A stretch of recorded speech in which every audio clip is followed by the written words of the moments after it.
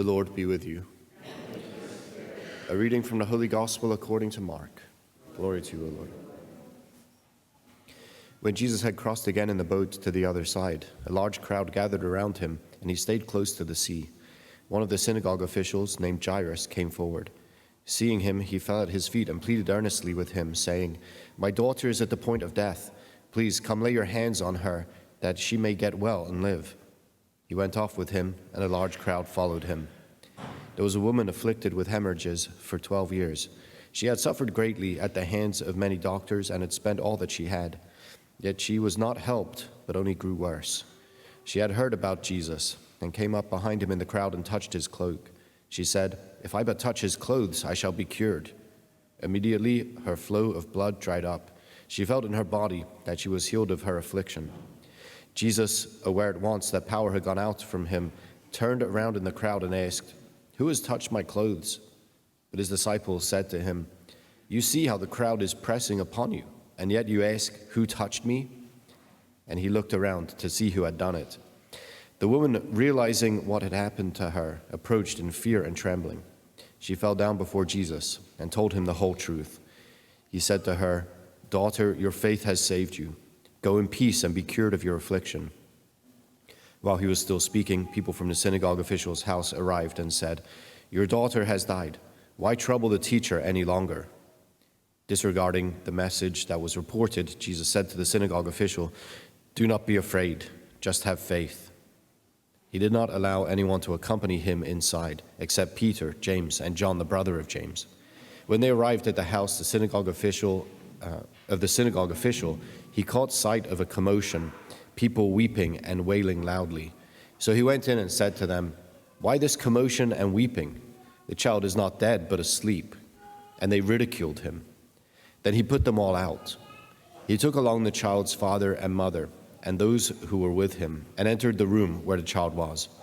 He took the child by the hand and said to her, "Talitha cum," which means, "Little girl, I say to you, arise." The girl, a child of 12, arose immediately and walked around. At that they were utterly astounded. He gave strict orders that no one should know this, and said that she should be given something to eat. The Gospel of the Lord.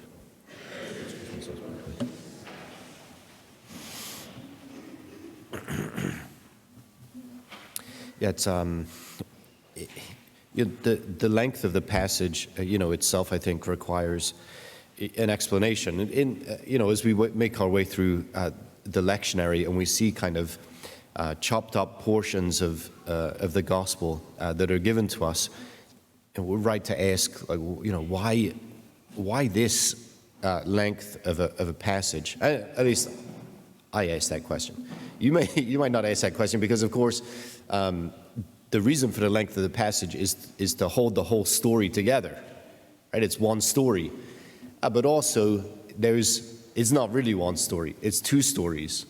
It's just that the first part of the first story is followed on by the whole of the second story, and then the second part of the first story comes in at the end.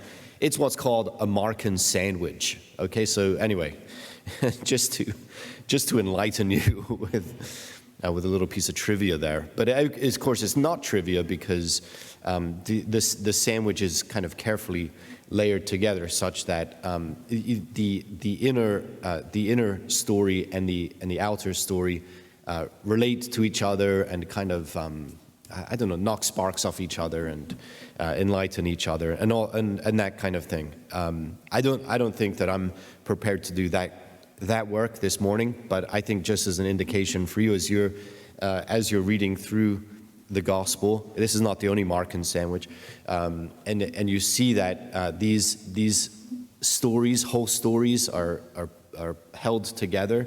There are reasons why, and I think that many of those connections to be made are connections really in our own minds and hearts. So I'll let you worry about those. They're not details, but worry about the connections and the like. There's a lot going on here.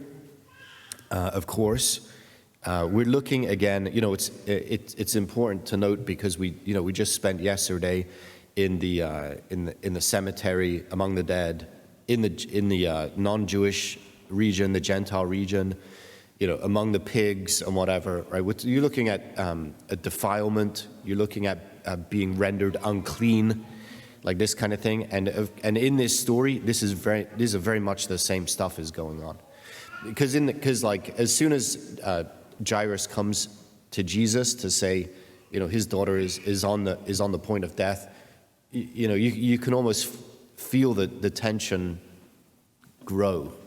Because we know that he's going there, right? I mean, it's like Jesus is on the move, and any number of points in the passage where it's like he's not going to be deterred.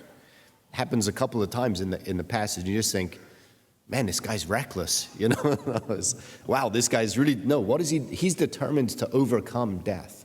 He's determined to roll back the rule of death, and he's heading right into it himself. And he cannot be deterred. He's certainly not going to be. He's not going to be distracted. But there is this pressure on the scene. Like is he really going to go and do that? He's really going to go and do that. And then of course, the woman who touches him, it's the same thing. That would have made him unclean. Yeah, but there's no sense in the story at all that sticks to him. Right? It's like there's not even like an odor of death that clings to him. Jesus is living beyond death already, and he's going into the heart of darkness in order to rescue people from their enslavement or from the oppression of the forces of sin and death. And rescue is a good word as well, because this comes up in the scene both with the woman and with Jairus and his daughter, the command to have faith, and really more even than the command to have faith, to exalt the people who are throwing themselves before him for their faith is very significant. Right? We see the power of faith, not that it has power in itself, but by attaching itself, right, by entrusting ourselves, our hearts and our lives to Jesus. That's the act of faith. We're then we're attached to him in such manner that the Lord of life is ruling over us, and life itself is welling up within us. Right? We see this the restorative work and the renewing work of Jesus here on the move, as he confronts the rule of sin and death. And of course you say that with like this kind of broadly applicable, world-changing reality that is Jesus, doing battle with the forces of sin and death. But look at where it takes root, right? It's not like he's walking through the crowd. I mean, this is a funny little scene, right? He's walking through the crowd, and people are pressing in on him from everywhere. And he turns around and says, "Who touched me?" He's like, "Everyone touched you." Like, what are you? But it's not like this. It's kind of like, but it's not like this healing wave goes out from him. Like an atomic bomb or something. It's like boom, and everybody's instantaneously healed as this power, goes out from Jesus. It's one afflicted woman who's at her wit's end. I mean, she would have to be somewhat crazy to go and do what she did. And it's not simply that she will render Jesus unclean. Everybody that she went by along the way would be rendered unclean. They would not be happy with her. And she's desperate enough. It's not that she doesn't care.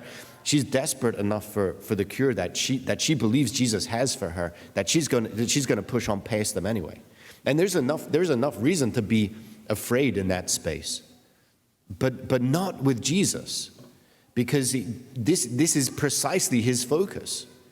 He wants her healing, and he's prioritizing her as a person. Yeah, and it's her again who receives the healing. Right? She's gonna go and do it, and that's a matter of faith. I've heard this kind of sloganeering, faith over fear, I don't think I've said that once, except just now. Right? Because what we intend to say by that is something very different than what we encounter in this passage. We find people in their fear and just have faith, just have faith. Does it cost you anything to say that? No. If it doesn't cost you anything to tell someone to have faith, then don't say it. Only when you're ready to pick up the burden of that demand can you offer that to someone. It's cheap otherwise. That's cheap to tell someone that they have to have faith, that they shouldn't be afraid. That's cheap. So we have to do a lot better than that. Jesus does a lot better than that, because Jesus is willing to pick up the burden. Yeah, and he, of course, he's the one who's calling that person into the depths of the interpersonal relationship with him that is going to be life-giving, restorative, and the rest. Yeah, we see it with Jairus. I mean, it's a challenge, right? He goes up to him, and Jairus has every reason to not be in this position with Jesus. Jairus is the president of the synagogue. He's the one who controls the activity of the town. Jesus and his people are overrunning his operation. Now, it's not a terribly pleasant thing to have things relatively in control and then have someone blow it all, out of whack. But here he is. But he's the one who comes to Jesus in faith. Right? He's already doing it. And so when Jesus says to him, "Do not be afraid, just have faith," he's simply encouraging what's already happening in him. Right? Jairus would not be there were it not for his faith. And Jesus here is strengthening his faith as he goes, as he journeys with him. And what happens as he journeys with him? Who pays the price of his going to Jairus' house? It's not Jairus, it's Jesus. They don't ridicule Jairus, they ridicule Jesus as he goes. And he's willing to take that on. Right? He's willing to bear the burden there. Right? So it's terribly instructive for us. And of course he goes and says, "Little girl, I say to you, arise." And this is where I think we recognize at the end of our enjoying, I guess, the Markan sandwich. Maybe this is the little chocolate on the side of the sandwich, or the chips that I like to eat, as a reward for having eaten the sandwich. He says, "Little girl, I say to you, arise." Right? We're seeing then the power of the resurrection. Yeah, that's it. And that's what the whole gospel is oriented to. It's Jesus's doing battle with death, his going head to head with death, and his overcoming death by dying and rising from the dead. And then we stand in awe and say, okay, how beautiful it is that he has done battle with death, that he bore the burden, and that he rising from the dead then becomes the source of life here and now for us, right? And so we come to him in faith, right? This is it. Now we run to him in faith. We can't be held back by the crowds, right? We persevere boldly in going to him and putting in front of him, all of our requests, right?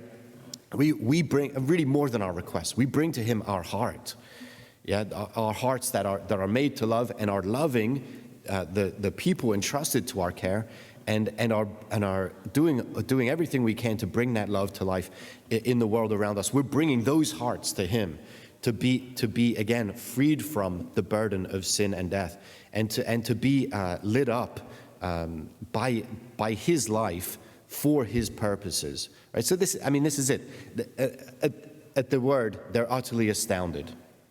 Right, they're utterly astounded, and this is us, right? Do we see the work of Jesus? Are we witnesses to the work of Jesus, even in our own hearts and lives, to the point of our being astounded? Right, he's on the move. He actually won't be deterred or distracted. He is coming to give us new life. And today he wants to raise us also from the dead.